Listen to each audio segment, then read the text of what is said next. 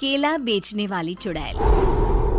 एक बार की बात है, जादूपुर नाम के एक गांव में करतब दिखाती एक औरत एक रेड्डी के लिए गांव में आती है। आइए आइए मेहरबान कदरदान, खाइए रोहड़ा के ताजे ताजे केले। कभी खाए नहीं होंगे ऐसे केले, पीले पीले केले खाइए। ये कहकर रोहड़ा हाथों में 4 केले लिए उन्हें सर्कल में जोर जोर से हवा में उछालती हुई करतब दिखाती है, जिसे देखकर आसपास के सारे बच्चे अपने अपने मम्मी पापा से उस औरत के पास जाने की जिद करने लग जाते हैं।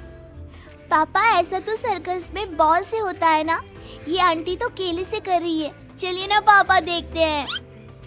रोहड़ा एक पतली सी तार पर चलती हुई केलों से करतब दिखाती है। आते जाते सभी लोग बाहर रुककर उसके करतब देखते हैं और वाह वाही करते नहीं थकते। जैसे ही एक आदमी पास आकर उसे पैसे देने लग जाता है, तब वो कहती है, अरे नहीं नहीं साहब, मैं करतब तो बच्चों के मन को बहलाने के लिए करती हूँ। धंधा तो मेरा केले का है। पीछे देखो मेरी रिड्डी, जो भी मेरे केले खाएगा मेरी तरह चुस्त दुरुस्त और तंदुरुस्त हो जाएगा। पता चलता है क्या कि मेरी उम्र 55 की है। अरे पर ऐसे ठंड के मौसम में कोई केला क्यों खाएगा?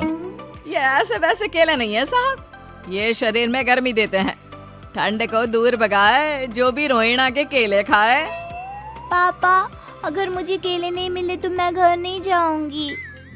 तभी उसके पापा कहते हैं कि बेटा, केले ठंड में कभी गर्मी नहीं देते। ये सब कहने की बातें हैं, सामान बेचने का तरीका है इनका। पर पिंकी नहीं मानती। मैं केले खाऊंगी। पिंकी की जिद के आगे नत्थू हार जाता है और उसे केले खरीद कर दे देता है। पिंकी खुश होकर केले घर ले आकर खाती है। अब मैं भी करतब करूंगी, कितना मजा आएगा। जादुई केले। पिंकी पहला केला खत्म भी नहीं करती कि वो बेहोश हो जाती है। दूसरे केले से एक काला धुआं आता है और रोहड़ा चुड़ैल बनकर बाहर निकल आती है। मेरे भूतिया केले बच्चे न खाए, ऐसा हो ही नहीं सकता। जादूपुर वालों, कब तक बचोगे? आ गई हूँ मैं रोहड़ा, जिसका कोई नहीं कर सकता सामना। रोहड़ा पिंकी को गोद में उठाकर काले धुएं में कहीं गायब हो जाती है। शाम के वक्त नत्थू घर लौटता है और पिंकी को घर में ना पाकर उसकी माँ से कहता है, माँ पिंकी कहाँ है? अरे बेटा, उसे तो तू सुबह करतब दिखाने ले गया था ना, फिर कहाँ वापस आए तुम दोनों? मुझे लगा तू उसे अपने साथ मंडी ले गया होगा। हे भगवान, मेरी बच्ची कहाँ गई? मैं उसे घर ही तो छोड़कर गया था माँ। नत्थू गांव के घर कोने में अपनी बेटी को ढूंढता है, पर उसे वो कहीं नहीं मिलती। परेशान होकर आके रो रो कर नत्थू हिम्मत हार कर घर लौट आता है। अगली सुबह रोहड़ा फिर से करतब दिखाने आती है और इस बार पिंकी की तरह रोनी केले खरीद लेता है। 50 रुपए दिए थे पापा ने, सारे पैसों की मैंने केले खरीद लिए हैं। अब मैं भी आंटी की तरह ही करतबबाज बन जाऊंगा। यही सोचते हुए रोनी केले खाता है और पहला अकेला केला आधा खत्म भी नहीं करता कि चुड़ैल उसके सामने आ जाती है। मेरे साथ चलने का समय आ गया है रोनी। ये तो बस शुरुआत है। अब इस गांव के सारे बच्चे धीरे धीरे मेरे कब्जे में होंगे, एक बच्चा भी नहीं बचेगा। ये कहकर रोना रोनी को गोद में लेकर काले धुएं में अदृश्य हो जाती है। इसके बाद हर रोज गांव में से कोई ना कोई बच्चा गायब होता, पर ऐसा क्यों हो रहा है किसी को भी समझ में नहीं आ पा रहा था। रोज की तरह अपनी बेटी पिंकी की तलाश में नत्थू गांव के एक तालाब के पास बैठा रो रहा था। कहाँ गई मेरी पिंकी?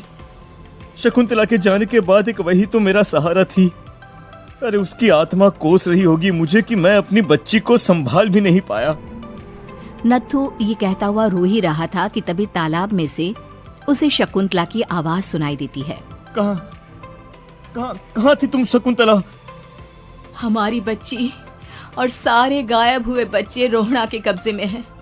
वो बच्चों को जो केले देती है उससे बच्चे बेहोश हो जाते हैं और उसके कब्जे में आ जाते हैं और वो उन्हें ले जाकर काली दुनिया में ले जाती है। और वो ऐसा क्यों कर रही है? ये मैं नहीं जानती, पर उस दुनिया का रास्ता मैं आपको बता सकती हूँ। जहाँ ये नदी खत्म होती है वहाँ एक केले का पेड़ है, उसके नीचे एक दरवाजा है, वहीं से रास्ता जाता है उस दुनिया का। ये कहकर शकुंतला की आत्मा गायब हो जाती है। गांव के सभी लोग झुंड बनाकर उसी रास्ते से काली दुनिया में चले जाते हैं और वहां देखते हैं कि सारे बच्चे वहां काम कर रहे थे। पापा मुझे ले चलो यहाँ से। पापा पापा। सभी बच्चे अपने मम्मी पापा से लिपट जाते हैं। तो तुम लोग यहाँ तक आ गए? क्यों हमारे बच्चों को पकड़ लिया तूने? तुझे शिकार ही बनाना है तो ले, हम सब आ गए हैं, हमें खा ले।